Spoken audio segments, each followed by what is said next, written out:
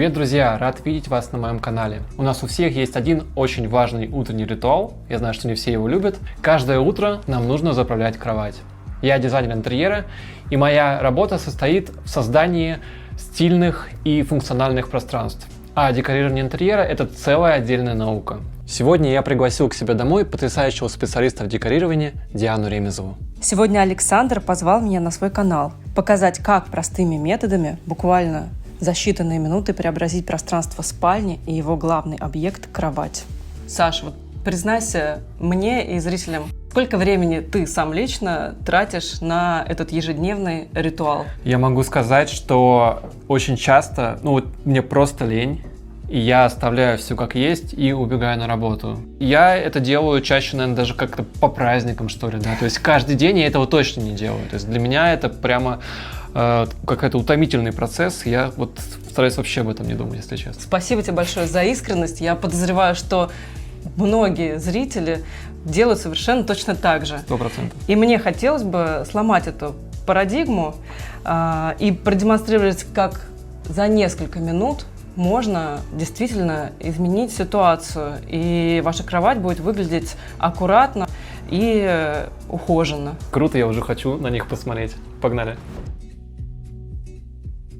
Сейчас будет очень короткая теоретическая часть, и после я сразу перейду к демонстрации. Как вы видите, здесь большое разнообразие текстильного декора, поэтому важно в самом начале определиться, какими именно предметами вы будете оформлять свою кровать. Покрывало – очень важная часть в оформлении кровати. Валики, подушки – они бывают разные.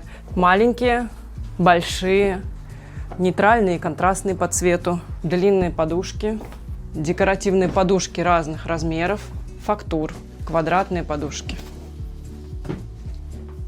пледы, саше, еще подушки. Как вы видите, здесь огромное разнообразие фактур и цветов. Поэтому очень важно определиться в самом начале. При выборе текстиля мы руководствуемся двумя основными критериями, помимо прочих. Это стиль интерьера и его цветовая гамма. Если мы решили выбрать монохромную цветовую гамму, важно иметь разнообразие фактур и не пренебрегать этим. Если мы имеем, как у нас сейчас, современный минималистичный интерьер, то, соответственно, и декор кровати будет простой, и его будет очень немного. Если мы имеем парадный, консервативный, классический интерьер, то элементов будет намного больше, и сложнее будет его декорировать.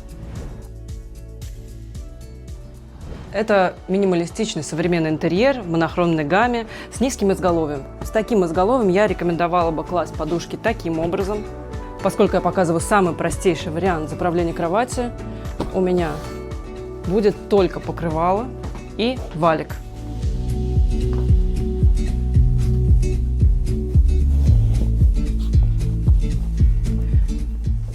Таким образом мы образуем складку декоративную.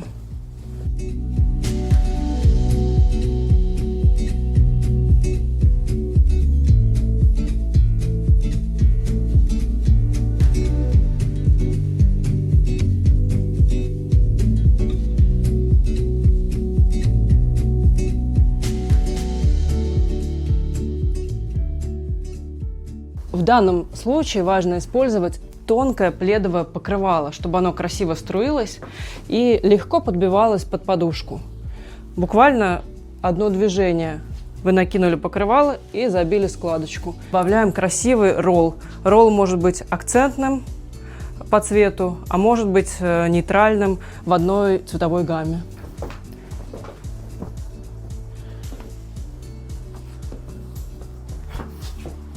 Итак, первый минималистичный вариант, который у нас получился буквально двумя движениями. Мы использовали покрывало пледовое, как я уже говорила, легкое, забили складку и использовали контрастный валик-ролл. Он может быть также в цвет основной гаммы, либо контрастный, как у нас. Простое, элегантное решение. Вариант будет чуть более сложный. Следите за моими движениями. Мы делаем отворот.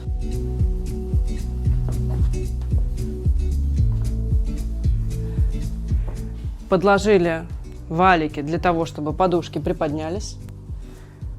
И использовали декоративные подушки. И все это в монохромной гамме, но с разными фактурами. Благодаря этому смотрится интересно и красиво.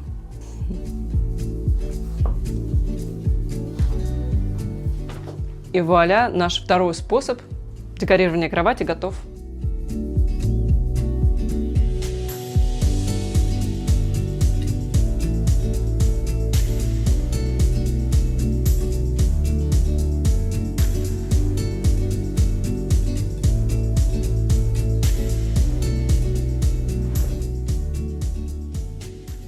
Сейчас я перейду к созданию третьего варианта. Представим, что здесь повыше изголовье. Я буду использовать другие подушки, не прямоугольные, а квадратные. Ходят для больших изголовьев, и их буду использовать несколько слоев. Итак, приступим.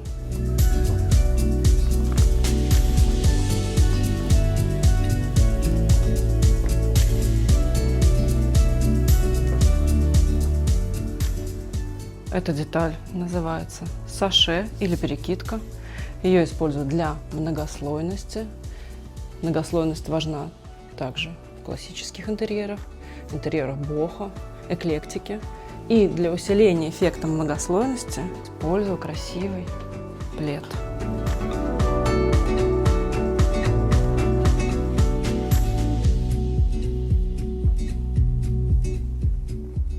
Подходит, как я уже говорила, для более традиционных стилей. Поэтому я рекомендую любителям традиционных стилей иметь помощников домашних. Здесь для создания этого варианта что я использовала?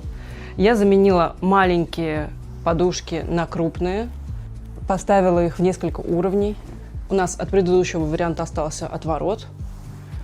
Далее, для усиления эффекта использовала многослойные текстуры. Также я использовала саше и красивый плед. Еще один важный момент. Если у вас красивая царга, следует ее показать. Каким образом мы это делаем? Заправляем покрывало под матрас. Также следует использовать легкое, тонкое пледовое покрывало. Если у вас будет толстое, то это будет сделать очень сложно. Скажи, ты будешь их применять в жизни? Мне больше всего понравился первый способ, самый простой, естественно. Вот, Я так и думала. Он был специально. Он очень эффектный, да, и я уверен, что я буду его использовать. Это прям прикольный лайфхак. Класс, я рада. Напишите, пожалуйста, в комментариях, какой из 3 способов вам понравился больше всего и какой вы будете применять у себя дома. И, конечно же, по всем вопросам по декорированию обращайтесь к Диане. Я ссылочку на Диану оставлю под видео. И, конечно же, переходите во все наши социальные сети, там очень много всего для вашего вдохновения, и заказывайте дизайн-проекты у нашей дизайн-студии. До скорых встреч, друзья. Пока-пока. Пока.